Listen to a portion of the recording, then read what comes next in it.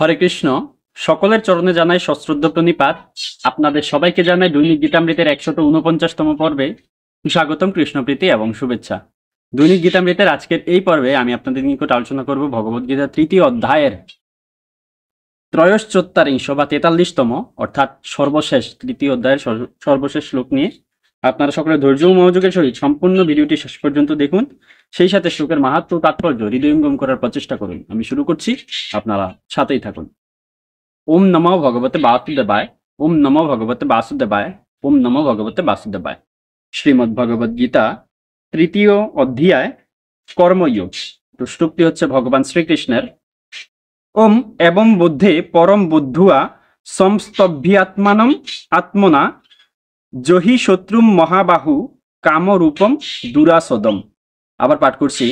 ওম এবং বুদ্ধে পরম বুদ্ধুয়া সংস্তভ্যাত্মানম আত্মনা জহি শত্রুম মহাবাহু কামরূপম দুরাসদম।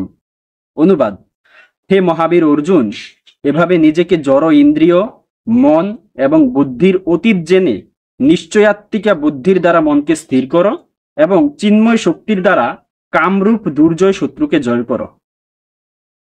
পূর্ববর্তী শ্লোকে আমরা দেখেছিলাম যে ভগবান শ্রীকৃষ্ণ এই কামকে মানুষের চিরশত্রু বলে অভিহিত করেছেন, অর্থাৎ তা চিরদিনের জন্য মানুষের শত্রু।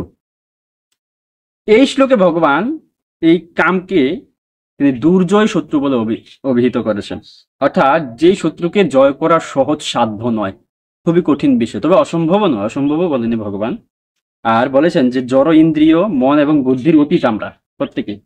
ভগবান অর্জুনকে বলেছে এবং অর্জুনের মাধ্যমে আমাদেরকে বলল যে আমরা হচ্ছে নিজেদেরকে জড় ইন্দ্রিয় এবং মন বুদ্ধির অতীত জানবো এবং তারপরে নিশ্চয়াত্মিকা বুদ্ধি অর্থাৎ ভগবানের চরণ কমলে নিশ্চয়াত্মিকা বুদ্ধি স্থির বুদ্ধির দ্বারা মনকে স্থির করব এবং চিন্ময় শক্তির দ্বারা হচ্ছে কামরূপ দুর্জয় শত্রুকে আমরা জয় করব। এই কথাটা ভগবান শ্রীকৃষ্ণ অর্জুনের নিকট বললেন এবং অর্জুনের মাধ্যমে আমাদের তথা জগৎবাসীকে তিনি বললেন।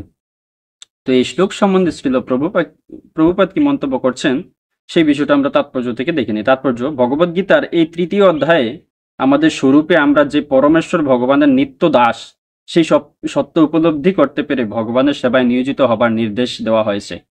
এখানে ভগবান বিশদভাবে বুঝিয়ে দিয়েছেন যে নির্বিশেষ ব্রহ্মে লীন হওয়া জীবনের চরম উদ্দেশ্য নয়। জড় জীবনে আমরা স্বাভাবিকভাবে কাম প্রবৃত্তি ও জড় প্রকৃতিকে ভোগ করবার প্রবৃত্তির দ্বারা প্রভাবিত হই।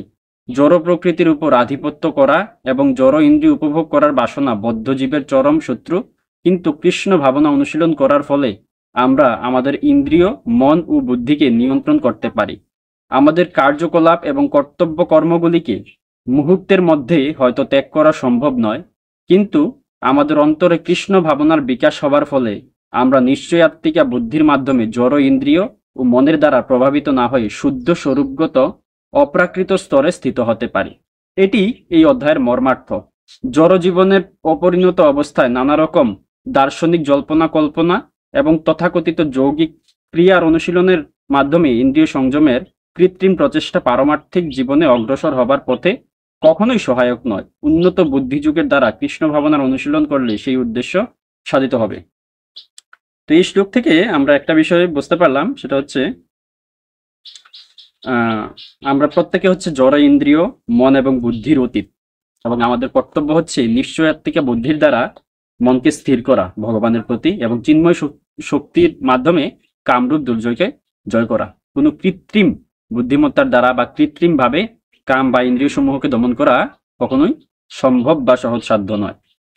সেজন্য আমাদের সমস্ত ইন্দ্রিয় সমূহ, মন, বুদ্ধি তথা কামকে আমরা ভগবানের প্রেমময়ী সেবায় যদি নিয়োজিত করতে পারি, তাহলে আমরা তাকে নিয়ন্ত্রণ করতে পারবো। তো এই অধ্যায়ে আমরা শিখেছিলাম কর্ম সম্বন্ধে, আমাদের আসলে কি করা উচিত, এবং সেটা আমরা বুঝতে পেরেছিলাম। আপনারা সাথে ছিলেন আমাদের, তার জন্য আপনাদের সবাইকে অসংখ্য ধন্যবাদ এবং বিশেষ কৃতজ্ঞতা। তো আজ এই অধ্যায়ের সর্বশেষ শ্লোক, এই অধ্যায় আজ সমাপ্ত হবে। পরবর্তী পর্বে আমরা একটি নতুন অধ্যায়ে প্রবেশ করব। এই অধ্যায়ে যদি কোনো রকম ভুল ত্রুটি থেকে থাকে বা এখনো পর্যন্ত বা এই শ্লোকে যত ভুল ত্রুটি থেকে থাকে বা কোনো কিছুর অভাব থেকে থাকলে আপনারা সেটা ক্ষমা সুন্দর দৃষ্টিতে দেখবেন। তো ইতি কৃষ্ণ ভাবনাময় কর্তব্য কর্ম সম্পাদন বিষয়ক কর্মযোগ নামক শ্রীমদ্ ভগবদ্গীতার ৩য় অধ্যায়ের ভক্তি বেদান্ত তাৎপর্য সমাপ্ত।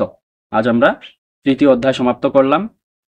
তো এই শ্লোক পাঠে, অনুবাদ প্রকাশে, তাৎপর্য বিশ্লেষণে কিংবা মন্তব্য প্রদর্শন সহ যে কোনো কিছুতে কোনো রকম ভুল ত্রুটি থেকে থাকলে আপনারা সেটা ক্ষমাসুন্দর দৃষ্টিতে দেখবেন। আপনাদের সহিত দেখা হচ্ছে পরবর্তী পর্বে, পরবর্তী দিবসে, পরবর্তী ভিডিওতে, নতুন একটি পরবর্তী শ্লোকের পর্যালোচনায়। ততক্ষণ সকলে ভালো থাকুন, সুস্থ থাকুন, আমাদের সাথেই থাকুন। হরে কৃষ্ণ।